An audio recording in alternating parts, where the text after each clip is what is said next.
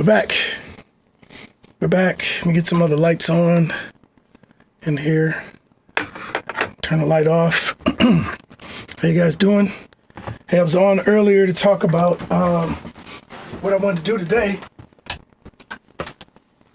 And I was talking about DEI and saw a post from Roland Martin's page that really got me tanked up about want to have a discussion, in the middle of, I had some work I was doing, but that'd be a good time, man, because people are off work right now.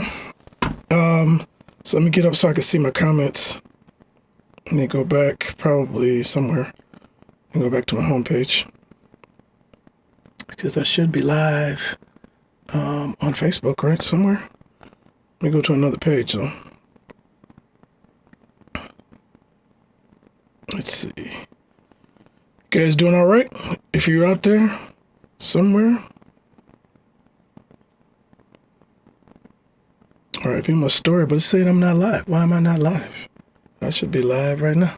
Let me go to Facebook. I think I'm live.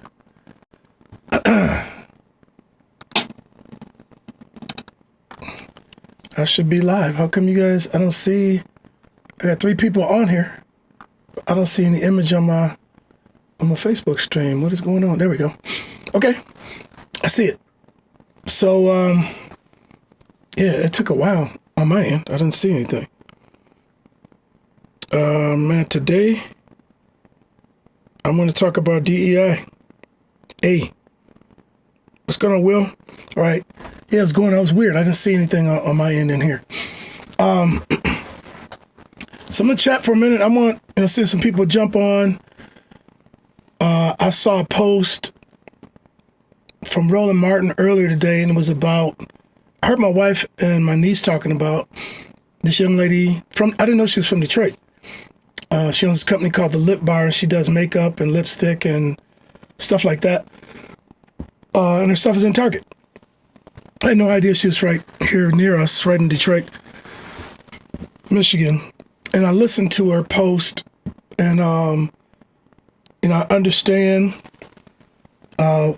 where she was coming from, and even Tabitha, the black lady that has some things in Target, and us not supporting Target because of the DEIA situation. Diversity, equity, inclusion, and accessibility, I think that means. I put it in, let me see what it says. DEIA, it stands for diversity, equity, inclusion, and accessibility, and to create more equitable environments in schools, businesses, and workplaces. So, for you that don't know, and a lot of you probably do know, that years ago, there was some complaints about the University of Michigan Ann Arbor's law school. I guess there was some white gentlemen, I don't know who else, but complaining that they couldn't get in school because of affirmative action. Well, I think it stayed in the course for a while. When Bush got in office, he done away with affirmative action. And University of Michigan Ann Arbor was a school that, I don't know how they did it, but I think U of M still maintained the ability to do what they wanted to do for different cultures who may have been disadvantaged, which black people have been disadvantaged, point blank. The playing field, if you're on here and you know me, and if you don't know me, it's not even. You can't tell me that. All the years of slavery and the disadvantage of our education system for black people, and people say we're equal. No, we're not.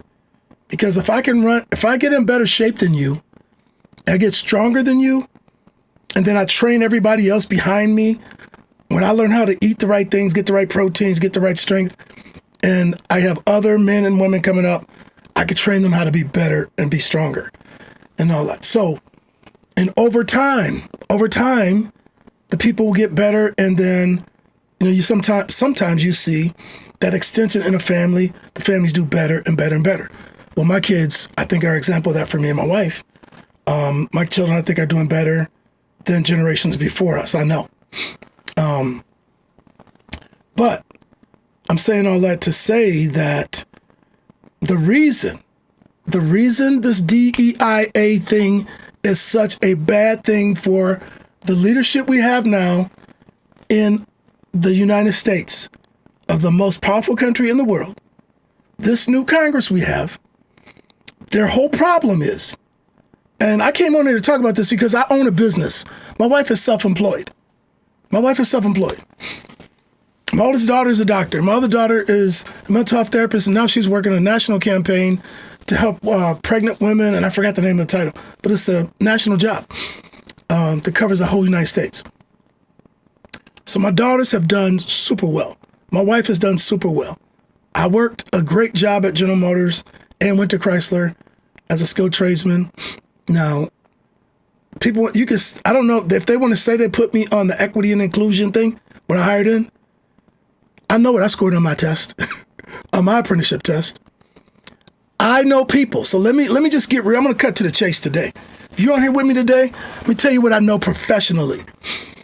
So let's I'm going to talk about the music business too, but right now I'm going to talk about diversity, equity, inclusion, and accessibility. Now, when I went on skilled trades, I took the skilled trades test. I was on co-op and Northern. And so in this thing, it was a county-wide thing to be on co-op. And I think other plants had co-op, but I know at AC, it was a dozen of us. It was 12 people. Out of the 12 people that were on co-op my senior year, I went to school for 3 hours, and I went to AC Sparkplug, which was part of General Motors, from 12 to 4. So 4 hours. I think, yes, 12 to 4. 4 hours a day. And then we had 1 day of class we did in a workshop to learn some things. So I got my job on my own merits. I ain't cheat on the test. And I'm going somewhere with this whole thing. Okay?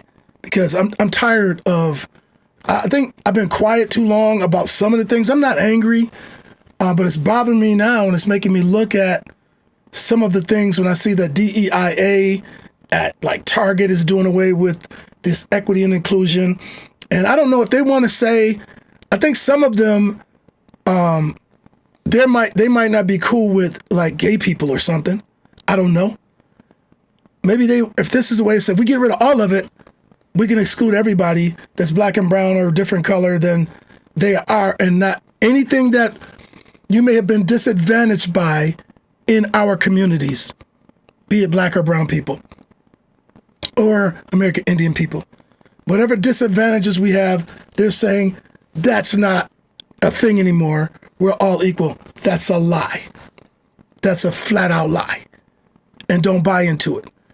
So, a couple things I'm just going to go. I may be on here for a little while today. I don't care. But today I just got to get some stuff off my chest for people, period. And people that know me. I went on skilled trades. I got laid off. I talked about this before. I think I talked about it on my Gmail group, but I'm going to put this out here today because people don't know this. 2 things I'm going to tell you about. Major things that happened in my life. 3 things that happened in my life. But on my GM job, I come back, I get the job, and then I got laid off. Hired in June 1st of 81, got laid off Thanksgiving of 81. Thanksgiving of 81, now mind you, when I hired in, I was taking all of my, because I wanted to be an electrical engineer, I was taking my chemistry and my calc classes. I kept them going with my own money. I didn't get tuition refund. You had to have a year seniority to qualify for tuition assistance, which was, they paid for your education 100%. If you got a C or better. So I didn't qualify for that because I was a new hire. So I get a call from my union representative, and he said to me, you got to get over to the college and drop those extra classes you have. And I was like, what do you mean drop extra classes? He's like, you can't have extra classes and be on your apprenticeship. I was like, you can't tell me what to pay for. That'd be like me wanting to take a cooking class or a basket weaving class somewhere, and you're telling me I can't go take a class that I paid for. I said, no, I'm not dropping my classes. So I was young. I was 19, almost 20. I said, let me go over to college. So I go over to Mott. I went to the dean's office. No, go in. The lady said, well, do you have an appointment? I said, no. I said, well, you need to have an appointment to see the dean. I told her, I said, well, this is why I'm here. Explained it to her. She wrote it all down. At the time, you didn't have computers, stuff like that. They were doing that. And told me she would get it to him and have him call me. So about a day later, I got a call, explained to him my situation about what was going on. Them telling me I couldn't take these extra classes. And Dean says, I've never heard of that. He said, who paid for the classes? I said, I did. General Motors is paying for my apprenticeship training. But these other classes, I'm taking them because I'm going to still complete my engineering degree along with my apprenticeship. I'm going to keep taking classes because I tested out all my math. I didn't have to take any math. I think I had to take their physics class or something, but all the math I tested out all that stuff because I'd already been going to college. So anyway, he said, let me check. So about 2 days later, I'm at home. I get a call from, because I was on second shift, it was during the day. Dean calls the house, talked to him, and he told me, he said, look, I checked into this, Mr. Seal. There's nothing I'm finding. I've talked to GM. Said, you can take any classes you want on your own time. I said, okay. So I'm going to work, going to school, apprenticeship classes start in September. I get a call like the end of October from my union steward that was over the apprentices. And he says, hey, Randy, did you drop those classes? I was like, no. He said, oh, man, I messed up. No, you didn't have to drop your classes. Had I listened to him, I would have dropped my classes. Now, first of all, I don't know if he thought I was dumb and I couldn't handle these apprenticeship classes that were no match for what I was taking to college, to be honest. It was no match for the calc and all the other stuff I was taking on my regular college course. Of course, and my chemistry and all that stuff. And so that concerned me. So anyway, I go ahead, do my job, do the thing up until I get laid off in November of 81. Hired in June 1st, Thanksgiving 81, I get laid off. And I was like, you know what? I'm so glad I saved my money and I put money in the bank. I didn't buy anything to get me in debt.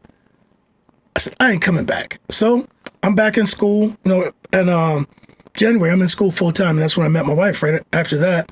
So now it's at 82. I'm in school and going full time. And they called me to come back to work in March of 81. Now I got a 3.8 in pre-engineering classes. And so the guy called me and said, Randy, you report back to work next week? I said, no, I'm not. I said, not unless I can be on second shift and I can go to school in the morning, because I knew they couldn't put me in apprentice classes. They had to put them off a semester because of where they would call me back in March. So he said, well, you got to come back. I said, I'm not dropping my classes. Not where I'm at right now. You guys, if you can't wait, then just fire me. But I'm not dropping. I wasn't giving them an ultimatum, but I wasn't going to do it. So I said, I only got another month and I'll be done. So anyway, he calls me back and he says, okay, you come back at whatever day he gave me, because I guess he wouldn't check the calendar at Mott. I go back to work, and I probably was working 4 weeks, probably third or fourth week. And I was like, you know what? I'm going to check and see if I can go to GMI, which is Kettering now. I said, I'm going to go to GMI and get my engineering degree, because they may lay me off again. So I went to talk to the admissions guy that handled all the co-op people, because back then, if General Motors didn't sponsor you, some plan of General Motors didn't sponsor you, you couldn't go to General Motors Institute. So I went to talk to the guy. He makes a phone call over to GMI, gets a lady on the phone, talks to her, lets me talk to her, and she tells me, can I get my transcripts today and be over there like at 4 o'clock? Because I got off work at like 3. And I said, yeah. She said, well, get your high school transcripts and what you have from Mott.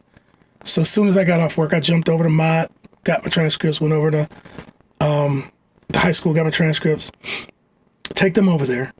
Long story short, fill out an app. She went over my stuff. I have to give her the app back. Sat there for about an hour with her going through everything. She stamped. She said, you're admitted. If General Motors will sponsor you, you can start in whatever it was, like 6 weeks for this General Motors semester. And I was like, oh, God, thank you. I'm going to GMI. Because at GMI, you work and you get paid. You work 6 or 8 weeks or whatever it was, something like that. And you make good salary. That helped pay for your tuition. And I think General Motors even paid more of your tuition at that time. And so I'm excited. The next day, I always cry when I talk about this. The next day, I walked back through the main gate on Dordt Highway, if you guys know where AC Sparkplug used to be. My union guy standing in the guard booth, he looks at me and says, "Who in the H do you think you are?" I'm like, "What?" He's like, "Who the H you think you are?" He said, "You come with me." And I'm like, "What's going on?" I said, "Do you want to go to GMI?" Then I was wondering how he knew. This is like, not even 24 hours later. He was like, I said, "Yeah, I'm thinking about going to GMI. I want to be an electrical engineer. I don't want to get laid off again." He said, "Well, we ain't training you to get 2 trainings out of us. You want to get 2 trainings out of us? You get the so-and-so out of here." He said, use the F word. "You get the F out of here right now. Turn in your tools and turn in your badge and get the F out of here. Because we're not going to pay for you to get trained twice." Now, I grew up in the hood. I did not know the Lord like I know him now. In my mind, I was psychotic. I was like, this older white gentleman is talking to me like I'm some type of hood thug, or I don't think he would talk to me because maybe he felt protected within the plant confines. And I was like, this dude, and I'm thinking all the stuff that could send me to jail, like to hurt this guy for talking to me and verbally abusing me like this. So he keeps talking to me. He's like, and also, if you're going to leave and you're thinking even about anything, he said, Dale Woodbury wants to see you in his office. And I said, okay. So we go, he said, we're going in now. So I go in there. This is what the guy said to me. I walk in the door. I'm 19, just turned 20 years old. 1982. He said, "Sit your A down." In this big office, right? And I sit down. He said, "Sit your A down." I was like, okay. He's like, "You want to go to GMI?" I said, "Yeah." He said, "Turn in your uniforms and turn in your badge and get the hell out of here right now and don't ever come back. We're never going to hire you to be an engineer at General Motors. You think we're going to sponsor you? H, no, we ain't sponsoring you either. And if you don't get a sponsor, you can't go to GMI, and you choose now. You want a job or you want to get the so-and-so out of here." That's how he's talking to me. The management guy and my union guy. Now, see, I get pissed when I talk about this because it makes me cry. I didn't even tell my daughters this until they were in high school, until they had achieved this place in their life where I knew that nothing could stop them from being academically excellent and a professional out in the world. Because we believe that if we taught our kids to be spiritually mature, academic excellence, and emotionally stable, they could do anything in the world. And my daughters will tell you to this day, me and my wife made them feel like there was nothing that they could not do. That's why one's a mental health therapist and the other one is a doctor, MD.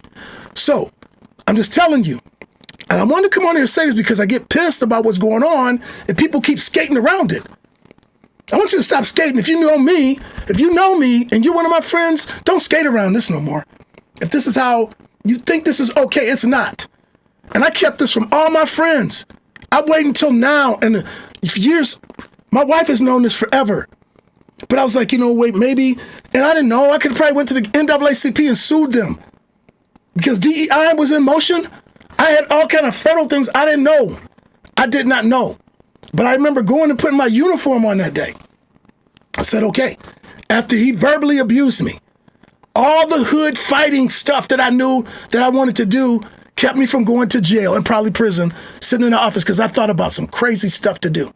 As I looked around the room of all the tangible things that were on desks and ledges, I went back and I sat at my bench in my locker room and changed my clothes. I was like, okay, if I do this for 30 years, I'm walking out of here and I ain't ever coming back. I retired with 31.9 years. I was 49 years old, getting ready to be 50. Because when my daughters, and this is what happened, I made sure that my wife and my children could accomplish what they wanted. I wanted them to have the kind of life that I was afraid to go after because I let 2 older white gentlemen tell me I couldn't go to GMI. I was afraid because I had a cousin who was an electrical engineer who ended up quitting, and he started a McDonald's or Burger King or something out of state with his brother. It didn't work out that well. And I remember my dad telling me, he said, "Son, don't ever quit your job. Because you remember what happened to so-and-so. I won't even mention his name because you may know him." He said that when the thing didn't go right with the Burger King, he tried to come back to GM. They said, "No, you quit before. We're never hiring you again." I never forgot that. So that's why I went out there and worked my job for 30 years. And me and my wife, I vowed to her and I vowed with her, let's just teach these children to be brilliant. We homeschooled our kids because I had a teacher at a private school trying to teach my daughter third grade math, and my daughter was above her, found out she couldn't even do fractions. She couldn't do percentages, but she was teaching my daughter and giving her sad faces. My daughter is a doctor now, so we had to pull her out of school to regain her confidence. So I'm telling you, it ain't equal. People are sitting in places they shouldn't be sitting in because they're not qualified. So now I'm gonna fast forward all of this. My daughters both, and I'm just boasting on them.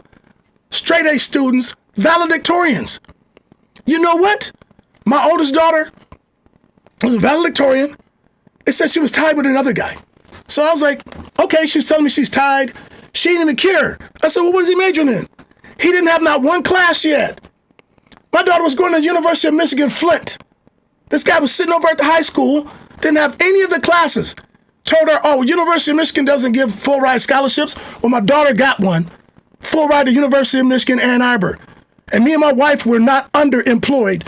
Like somebody would say, oh, they got DEI, whatever, because of their income. I was making close to six figures at that time, and was making definitely that way before she graduated from college. So I'm just telling you that this is what happened in my house. I protected my children so that they would not have to go through what I went through because I didn't realize I had a choice. When I hired in General Motors, my father was laid off from GM. So this DEI crap, DEI stuff that they want to shove away, people who have been disadvantaged. You think I wasn't disadvantaged sitting in a place with a union guy and a management guy? Telling me because I wanted to go to General Motors Institute that I couldn't go? I didn't know. If I was smart or knew better, or my parents would know better, I didn't even tell my mother and father. I just told my dad this probably within the last 6 years since my mother passed away. So I'm just telling you. I know I'm out here and I'm going off. And I'm going hard because I listened to that young black girl today talk about her company, and she needs our support. So this is where I'm going with all of this. Man, I got riled up. This is where I'm going with it. Because the soft answer turns away wrath, and I don't want to stir up wrath. But listen, I don't wear lipstick. None of the stuff the young lady sells. But when I listen to her, how she's in Target, and as Tabitha Brown is in Target, and she said she did great during, got a lot of support during COVID because stores were shut down, you couldn't go in. She had a lot of orders, and then when COVID lifted, all the orders she was getting turned off, and she had all this extra inventory. So I'm just on here to say, this is not a racist rant. It's an equity rant. It's an equity rant. Now, if you go look at, I should have put the stats up here. So I think this is what's going on in our world right now.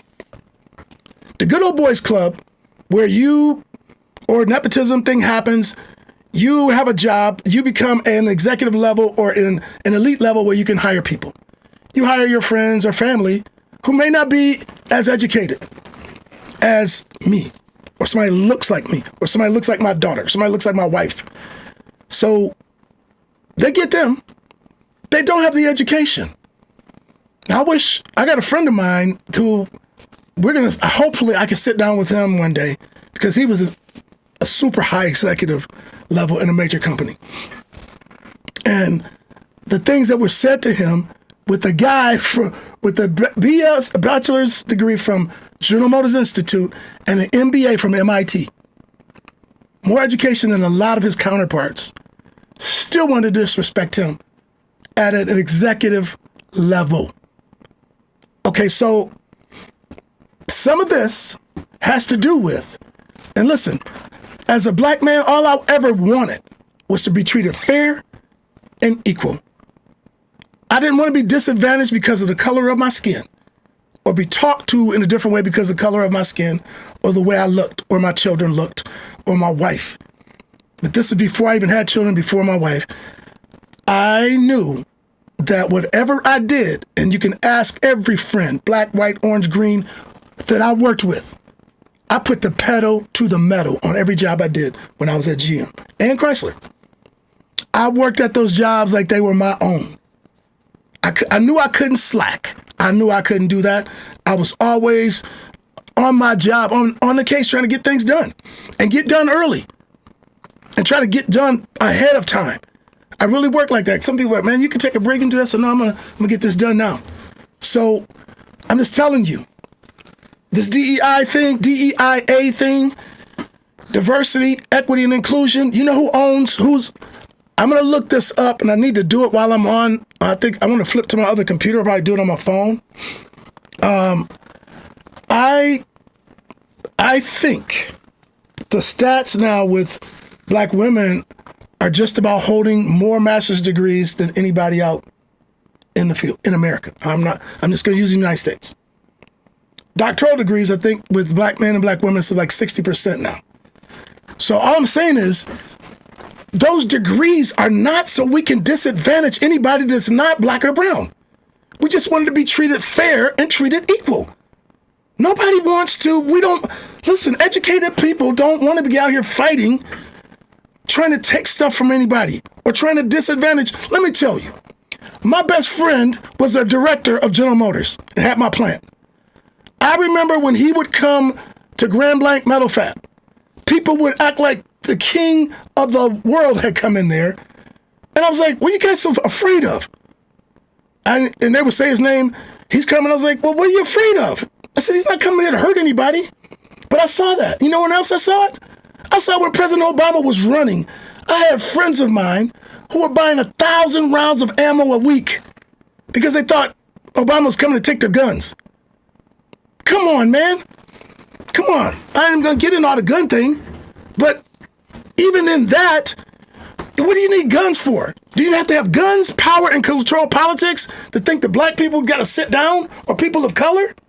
We're not trying to come and take anything. We're not trying to violently enforce anything in our lives on anybody. We just want to be treated fair, man. Please, if you know people, please hear my heart today. Please hear my heart today. I've been doing this 38 years. I'm just going to put this out here. 38 years. I've been recording. Then I got a professional studio. Probably in 2010, I built this room, filled it up with gear that you got to go to Detroit somewhere and get to access this type of quality stuff. And I'm not boasting about it. I worked for it. I had a job. I didn't go rob anybody. I didn't steal and I didn't cheat anybody out of anything. So, but in my business, I don't know a black owned, somebody owns person that sells equipment like this. I have no problem ordering, buying my stuff, buying used stuff, all kinds of things I've done over the 38 years I've been doing this. In the 38 years, I've had 2 clients, 3, 4. I had 2 recording clients and 2 guitar studio clients. In the 38 years I've been doing business around music that were not black. 4 in 38 years. Now, my place, I'm in a really nice spot. There ain't no thuggism around me that I know of. I'm out here in the country. It's safe. There's a bathroom that's clean and sanitized. There's a vocal booth.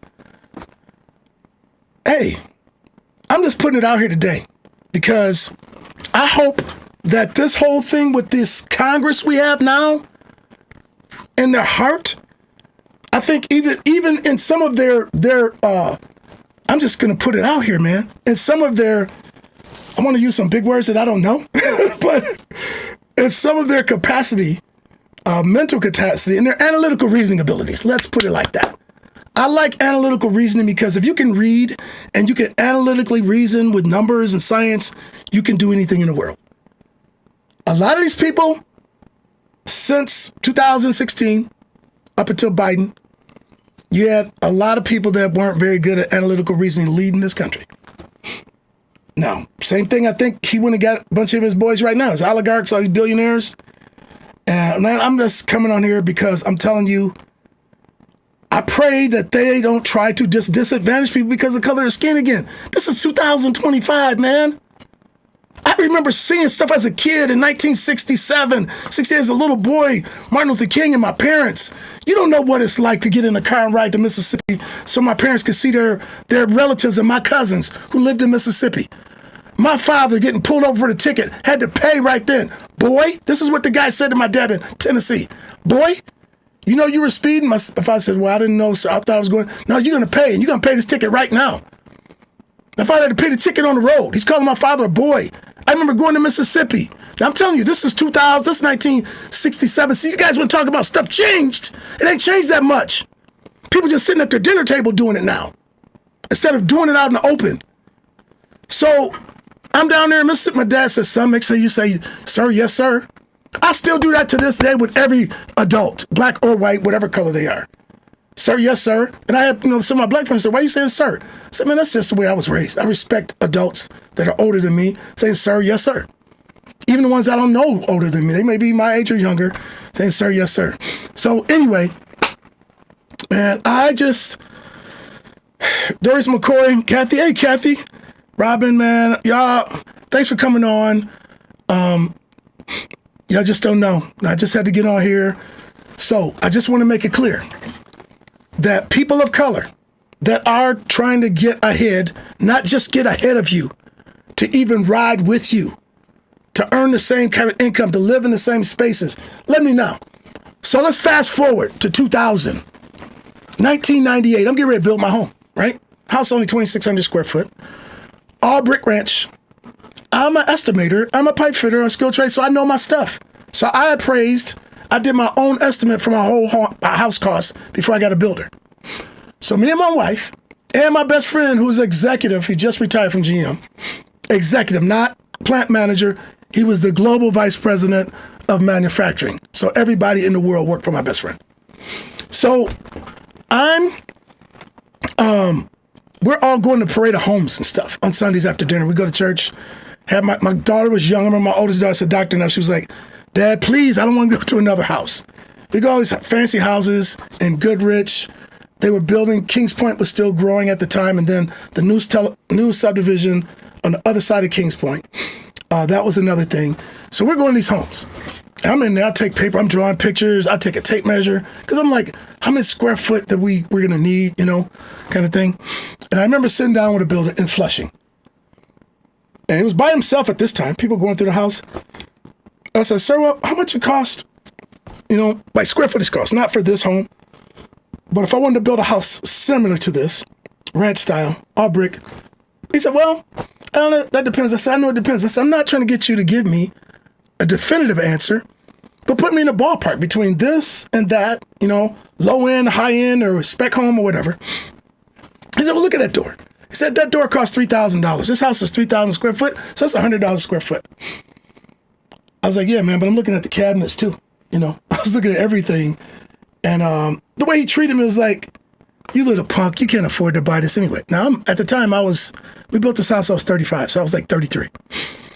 And it was like, oh, you little punk. I felt that's what he was saying to me. I didn't disrespect him. I was like, you know what? He will never look at my blueprint. All these builders, I went to, I don't even call the guys' names. I was going out to Swartz Creek. If you guys know these big builders, you know who they are. And I'm going to all these places, Flushing, Grand Blanc, Swartz Creek. Talking, walking in these homes, asking questions. Then, later on, so I think it was before the Parade of Home. My daughter was born in 90. So we built the house in 98. Say, that's before Lauren was born in 90. So yeah. And we didn't start to go to church with Pastor Goodman until 90. Lydia was just born, like 94.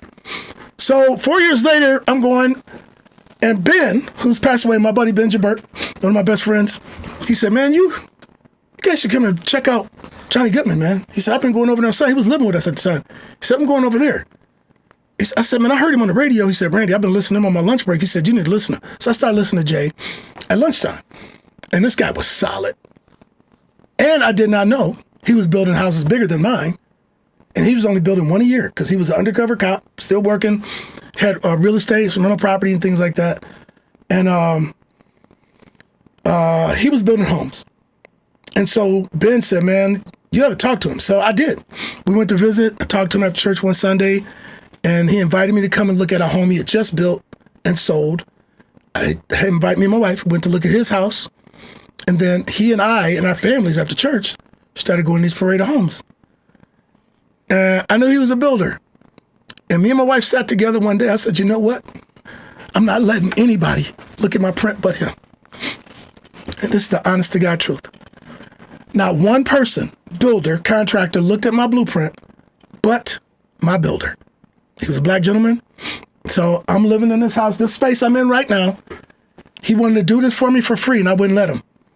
I said, you can't do that, man. You've done so much for me already. I would not let him, because when we got to end the building, this room was all designed. I can show you the print now. I had the print. Everything was designed except the acoustic panels and all that, but the room layout. And he wanted to do it for me. I said, man, we can't afford it. I said, we've upped our tile. We just, everything we wanted, we upped it. I said, we're going to pay for it. We might as well get it all in here now. I told my wife, let's just get what you want. And so that's what we did.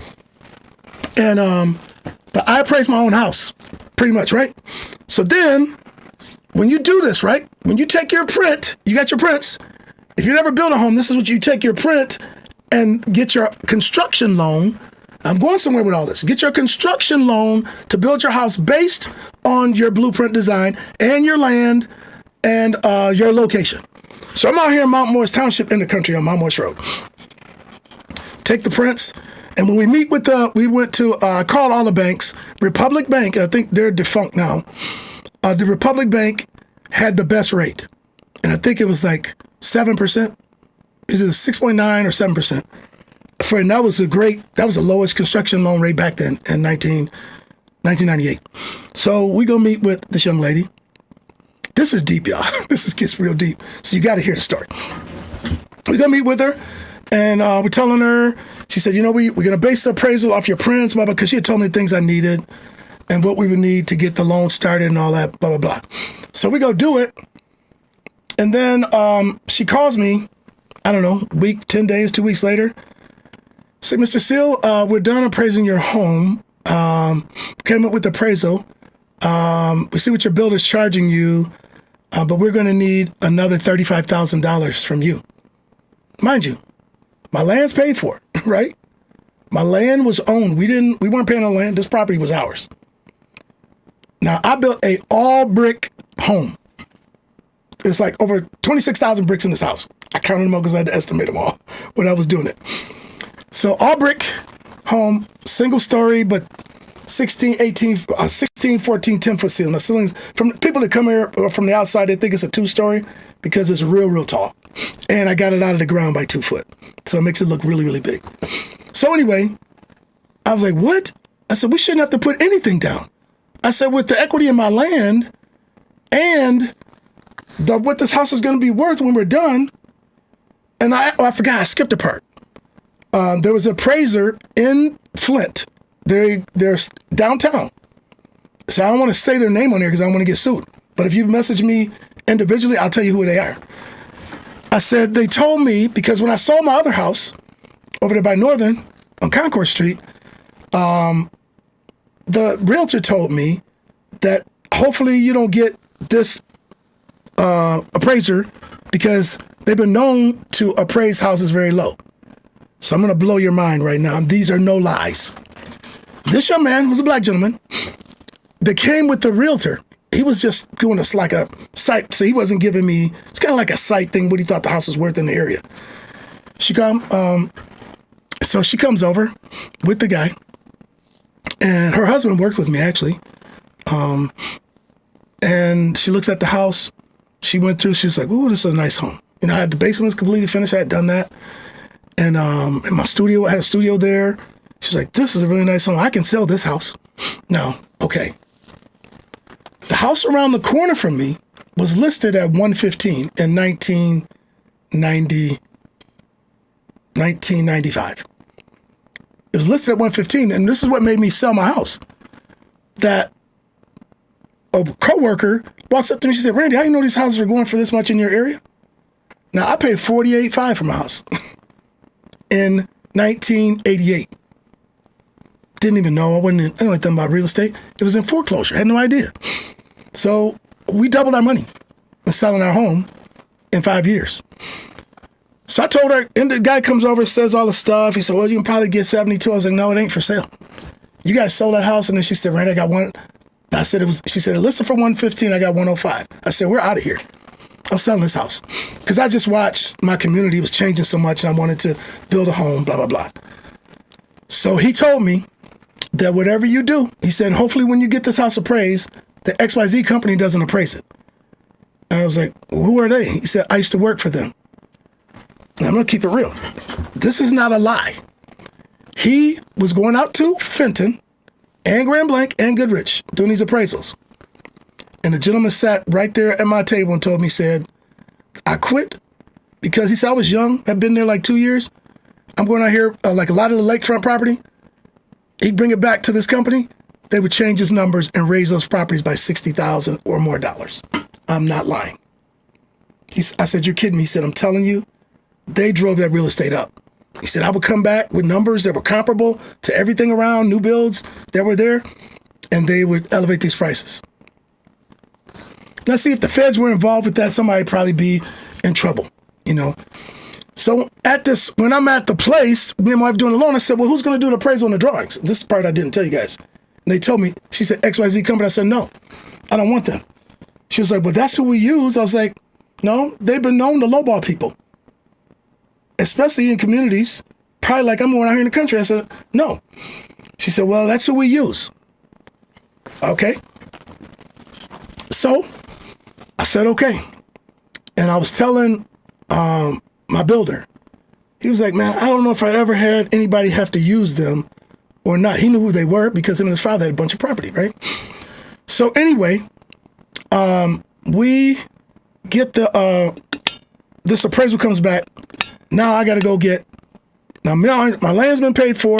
We put a bunch of money down because you got to have at least 20% down for to not have escrow and all that for conventional mortgage. Now I got to go get 35 G's more, almost 40 grand. So we do that. Then we're going, start the house. It was a warm winter, and then all of a sudden it got real cold. So it slowed us down about 3.5 weeks because the guys got the walls up, everything. They got getting ready to put the roof, to finish up all of the, what do you call the things, man?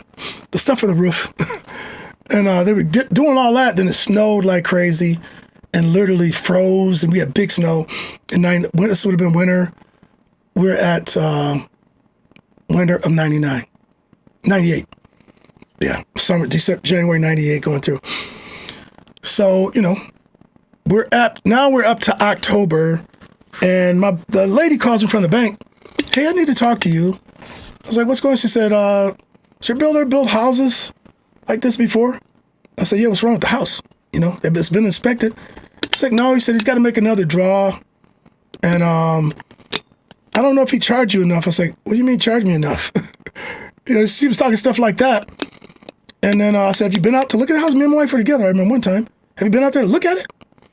And then she was like, well, no. I said, well, it's going to be all brick home, man. I don't know what the problem is. And so we end up now, we're going to be like 30 days short of closing because the construction loan was for 1 year. That was another reason we liked them. They gave us a year because we knew it was going to be some inclement weather during the winter. So I called, I said, hey, we're going to need probably 30 more days to get in the house and close this deal.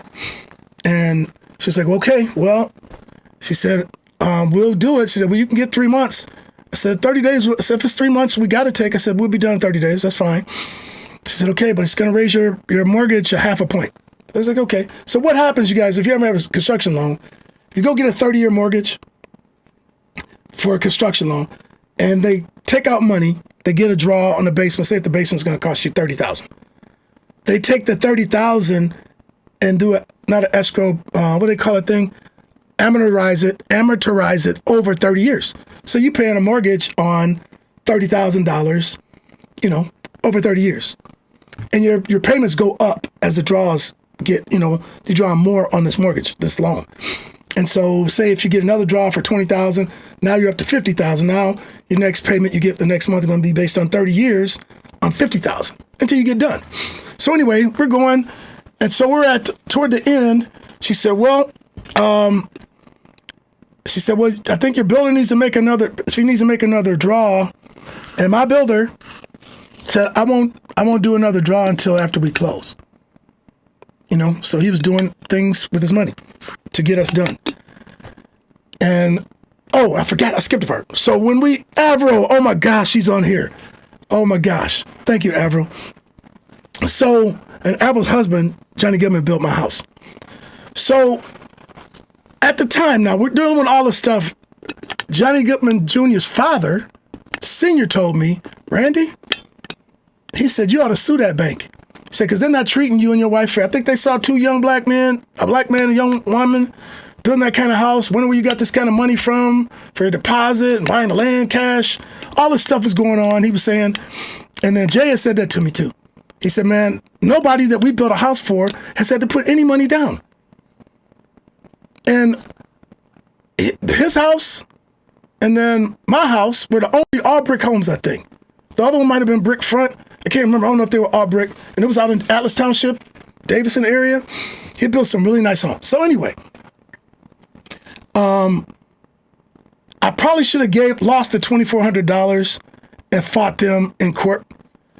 Because when we go to apply for this extension on the 3-month extension on the loan, we're sitting there and Johnny goes with us.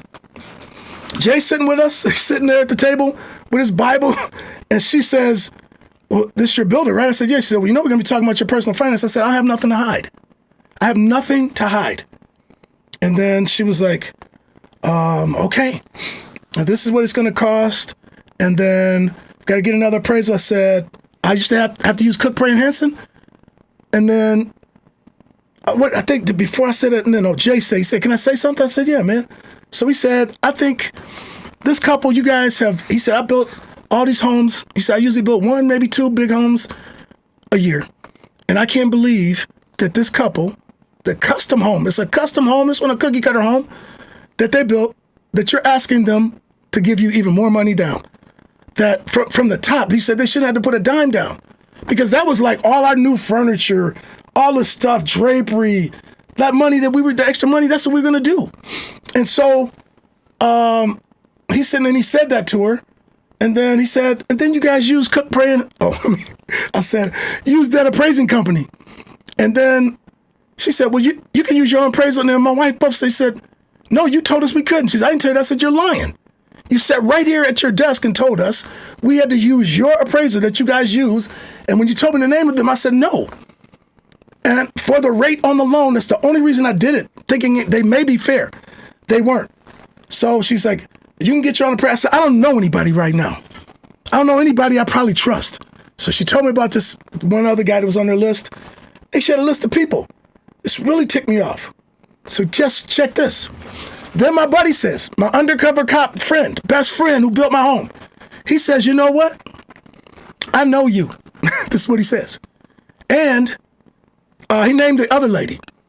He said, you guys are on a federal case as witnesses for a person who had been locked up and they got locked up. Anyway, he said, you're on the case. And then she was like, what do you mean? And then she said the person's name, said what the case was all about, that built a house similar to this family. And that person only had W-2s that showed $15,000 a year of income, but you gave him a loan for $365,000. And his builder was not black. His builder was a white gentleman. So the guy paid way too much for the home, straight up. I do estimates. He paid way too much for the home. And it's not too far from here. He paid way too much for the house, right? So I'm like, when he said this now, because this stuff I didn't know. He's throwing this out here, and she's like, I can't discuss that. She said, Mr. Seal, I have a nice appraiser come by. So a week later, I get a call, appraiser's coming. I meet him out here. My house isn't finished. We had, like I said, a month ago. He comes in the garage where I'm out there standing. He's like, hi, Mr. Seal, introduces himself. He said, this is what he said to me. DEIA, my butt. This is what he said to me because he knew I had him by the balls. He said, what do you want this house to appraise for? I said, what? He said, what do you want this house to appraise for? What do you want it to appraise for? I said, just appraise my home. Appraise my house and appraise it fairly. And I walked away from the guy. House came back like $85,000 higher. I wouldn't have had to put a dime of my money into this house. Not 1 cent. Because, listen, now, I'm going to go one last step. I'm going to pay my mortgage. And Jay, if he was here, could testify to this. I'm going to pay my mortgage at Republic Bank when they were over on Linden Road. Get off work, I go over there paying the mortgage. Making a mortgage payment, and I go this day, and it looks like an island in there. They got aisles of food and carpet, red carpet everywhere. I was like, wow, man. And the guy that comes to the door, he was the vice president of the bank. He said, hi, I'm such and such, vice president of Republic Bank. I said, hey, are you guys open? I'm sorry, man. I'll come back tomorrow. Because on Friday, I said, I'll come back tomorrow morning. He said, no, we're open. We're having a big celebration for all, this is what he said to me. We're having a celebration for all of the builders who have brought construction loans and built homes over the last year in 1998 through our bank. And they had a client that came through our bank. I said, really? He said, yeah. So I have my cell phone. I called Jay in the bank. I said, Jay, man, did you get an invitation to this thing for builders at Republic Bank? He said, no, what is it about? I said, he's saying all the builders that brought properties that had clients who they built homes for at the bank were invited to this big celebration to celebrate all the builders. I'm about to get up and start walking around because I'm getting pissed again. And Jay started laughing. He said, Randy, you should have sued him. He said, me and my dad been talking about it. He said, man, they didn't send me nothing. I didn't know nothing about it. So I looked around the room. Not one black contractor in there. Not one. So all I'm saying to you, DEIA and the Congress we have now are so afraid of intellectually intelligent black and brown people who someday are going to be leading organizations and can lead our government things and things like that. And in colleges, they want to get rid of black history. What? I lived through it. So I got to tell my kid at home, man, come on. This is so crazy. And I'm telling you, my friends who are maybe white or European or whatever you are, please think about this. Think about this. You guys, people are saying, they got on this thing with the George Floyd, about the Black Lives Matter, and a whole bunch of other stuff they were saying around that. But the equity is not equal. It's not equal. It's not equal. It's not equal, man. I'm telling you. I have sat and talked to so many young men and women. Some of the things that I learned because my parents were able to get me exposed to things that they didn't know. And I met people and I had relatives that showed me things that my parents didn't know. That's what helped me. Now, I did well in school because my mother taught me how to read and do basic math. And when I was struggling, when I had chickenpox in 9th grade, struggling with algebra, I got chickenpox, I was out of school for a month, 3.5 weeks, because they were so severe. I was sick as a dog. And they had sent my homework by one of my friends. I think my mom went and picked up my homework. I couldn't do it. Nobody in my house could help me even do the algebra. Nobody could come to my house because I had chickenpox. So I'm struggling, trying to learn how to do it. And it wasn't no online stuff. So I'm struggling, get back to school, and I remember her name was Mrs. Gatewood. I remember her holding me as I cried because I wanted to do that math so bad. A white woman loved on me and treated me like a son, and her husband was an electrical engineer, what I wanted to be, at AC Sparkplug, if I'm not mistaken. So she would sit and cried with me, trying her best to help me, and I just couldn't get it. So I'm like, now what am I going to do with my life? I want to be an engineer. And I was playing music. I love music, and that's what I really wanted to do, but I was afraid because I didn't know anybody at that time that was successful in it, and the way they could live off of it at the time. So anyway, my junior year, I asked God, sincerely begged God, and I wasn't even living godly. God had mercy. He just had grace and mercy on me. Definitely grace, but he had mercy on me. I said, God, please help me do this math. And I sincerely woke up one morning before my junior year started, my senior year. because I struggled 10th grade with geometry, and it clicked. I could see every math problem. Honest to God, I am not lying, you guys. I could see everything. So when I went, I remember Francis Miller, black gentleman, was my geometry instructor. I'm back in his class, taking geometry over, because I got a C in it. And I wanted to be an engineer. And he kept telling me, I told him I wanted to be an engineer when I was in school. He said, you need to stop running your mouth. And I was running my mouth because I didn't know how to do the work. That was my cover up. I didn't understand the work, so I was being silly to try to cover up for what I didn't know with my friends.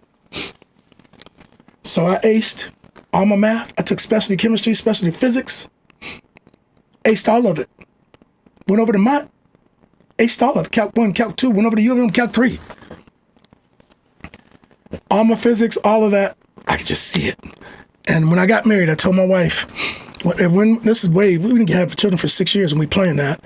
I said, when we do have children, if we can have them where they can read and they can analytically reason, they will be able to do anything in the world that they want to do. I taught my kids how to do algebra when they were in the 3rd grade, and I taught them with pennies, because I didn't want them to start seeing X's and Y's and A's and B's and numbers and letters multiplied and not understand what it was, because that's what started throwing me off when I started getting into algebra and pre-algebra and all that. So they both had Calc 1 and 2 at their senior year of high school. So listen, you guys. Listen. This diversity, equity, inclusion thing, be it if they're gay, if they're have some type of form of physical disability, this is giving this Congress the opportunity to let people, businesses say, I don't want to hire them. I don't want to hire such and such. And what's going to happen is people who are more than qualified to have certain positions in places are going to be disadvantaged and be surpassed by somebody that probably won't have the experience or that, because they're going to do the good old boys. But I'm going to tell you what's going to happen. I'm going to tell you, this is what's going to happen. The ability to use things like AI and understand what AI is giving you is going to kick some people in their rear tails. I'm telling you. If you guys go look at some of the stuff that's going on in China and the technology they have compared to us, when they're replacing bridges that are taking us all year to get done, they're building bridges off-site and then putting them in place in 8 hours with all this fancy equipment they got. I'm telling you. And when you look at that China is graduating about 50 to 60,000 engineers a year to our 5,000 engineers, 10 times the brain power, intellectually and analytically, I'm telling you, this DEI stuff that they're doing, if you get people that don't know what they're doing, only thing, this is not propaganda, man. Go study it and look it up. I can put up some links to some of the stuff going on in China with their technology. I can put links up to show you that. So I just wanted to, hopefully I shook some people to the core. So you can think about this life that we're living in 2025 and where we've come from. In my life, I was born in 1961. I remember from 3 years old on, 3 or 4, I remember so many things that my dad was mistreated by being in the car with him. So many things they try to protect me as a young black son to not speak to people a certain way. Man, dude, that was just 50 years ago, 56 years ago. I'm telling you, it ain't over. It's not over. So all I'm saying is just wake up. Wake up. I would appreciate it if I got a business that's open to everybody. My business isn't black music only. It's not a gospel music only. I don't do gangster. Black, white, green, whatever. I don't do gangster. I don't do that. I don't want to promote that. I just don't want to help promote it. But I do all kind of hip hop. There's people doing positive stuff. There's people doing Christian stuff. There's people doing pop. There's people doing rock. I do rock. As long as you're doing something to help build the diversity and equity and inclusion of people. I believe in building people. That's how the society got developed and gets developed better, when you help support people, not when you squash them. because you're afraid they're going to get ahead of you. They just want to walk beside you. Doggone it. Doggone it. So, to all my friends, a lot of you, some of you I grew up with, I'm looking at who's on here. Hey, I appreciate you. And those that know me, they know where I came from. They know what I stood for. And I pray that everybody that listens to this, please like and share it with your friends. You know, I didn't go off saying anything crazy. I'm saying what's real. But this thing is bothering me about where I spend my money now. Because the oligarch billionaires don't care. Andrew Young did a speech 40-something years ago. I was probably 20 years before I bought my first home. So I was like 20-something years old. And Mr. Bryant that owned, was it Bryant Realty, showed me this video. And what Andrew Young was talking about was in our community, how the money never really changes hands. You know, we buy it and we end up spending it outside of our community with other nationalities and races. And I'm not saying that other nationalities and races don't have products that we love and we like.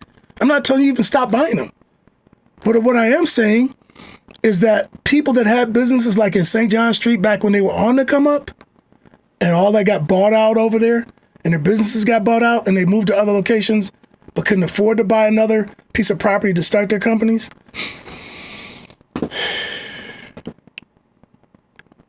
It ain't fair, y'all.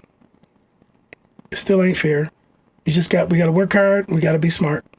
And I just want to say, if you're on here and you watch this video, all black people want, all of us, just want to be treated fair, and we want to be treated equal, and we don't want to be disadvantaged because of the color of our skin. Because we can do more things. Listen, look at the NBA. Look at the NBA. Look at the NFL. Look at the stars in these sports. They're mostly black. We can do other things besides be athletes, though, too. I'm not discounting them for being athletes. But look, if you need a brain surgery, you ain't going to get somebody on a basketball court that makes $100 million. You're going to go get the brain surgeon and maybe make $5 million a year. If you got cancer, you ain't going to get somebody at the basketball court. You're going to go get the cancer doctor, and you want the best your insurance can pay for. Man, I was going to get deep into all of that, about the music business side of it. And just say this. If you're on here, if you know somebody, I don't care. I'm just putting it out here because I said this during COVID. If you're a drummer, you're a bass player, guitar player, singer, and you're trying to do this for a living, right now, and the times we live in now, and I'm going to use some names on this because they're doing it. Brandon Rose out of Detroit, who lives in New York now. Rufus Ferguson, who's over Mott College's music technology program. My godson, Aaron Johnson, who's running a big studio down in Detroit right now. These guys all got their music degrees. And my other godson, Judson Brandon, runs a music school. If you get some type of degree around your music, you can go teach it and make money. Because I didn't have a 4-year degree, I couldn't get this part-time position in 2013 for $1,000 a week part-time in music and technology. So listen, if you don't have a certificate or a degree that says you can do X, Y, Z, then go get a job while you're doing your music. I'm just going to be blunt with you. Get a job. Get a job. It ain't like it used to be when bands were making, like my band was, making $800 a week with 10 people. We had a smaller band. We even made more money. But we were like 18 years old. All of us could read. We could play. We've been playing together since we were kids. Now we had this really good top 40 band. Get a job now. Get a job. And I'm going to tell you what else. Get a job. Get your LLC that you're such and such drumming, such and such guitar, such and such keyboards. This is why. Because when COVID hit, there was nowhere for you to play. Then you had to go get somebody to try to prove that you had income to get unemployment. My wife's been self-employed her whole life, 40-something years. And she got her unemployment before I did. I was at Chrysler. Shut down and quarantined.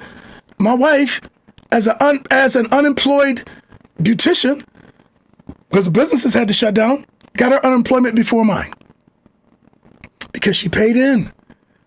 So the stuff that I want to talk about, I'm gonna do a workshop about this. I'm gonna do a local workshop about music business and the things to do around your taxes, being self-employed, all the advantages you get from doing that. Okay? All your advantages you get, because that's what the oligarchs do. The oligarchs, multi-billionaire people who sit with Congress and have all this influence, these people have a multitude of write-offs because their whole salary, their whole tax thing is a write-off, man.